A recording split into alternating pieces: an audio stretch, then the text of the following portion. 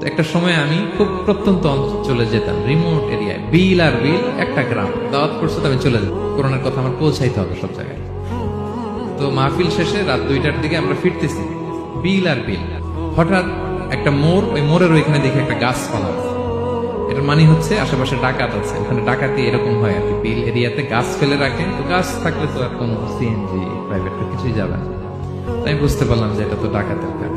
আমি সূরা ইয়াসিন তেলাওয়াত শুরু করে দিলাম। বিপদে বলে সূরা ইয়াসিনের প্রথম 9 আয়াত, কয় আয়াত? এই 9 আয়াত পড়তে আরম্ভ করলাম। ড্রাইভারকে বললাম একটু করে পেছাও। তো টর্চ মারতেছে বিল থেকে, ওরা তো ওখানে উৎপেতে আছে। আমি পড়তেছি, কিছুক্ষণ পরে ডাকাত নিজে এসে গাছ সরাই দিয়ে বলতেছে যান। মানে ও কি করবে ও নিজেও বুঝতেছে না, ও যে কি করবে, ও কি করতে হবে ওটা মানে বুদ্ধি জ্ঞান সে হারাই ফেলছে। সে শুধু গাছটা সরালো, বলতেছে যান।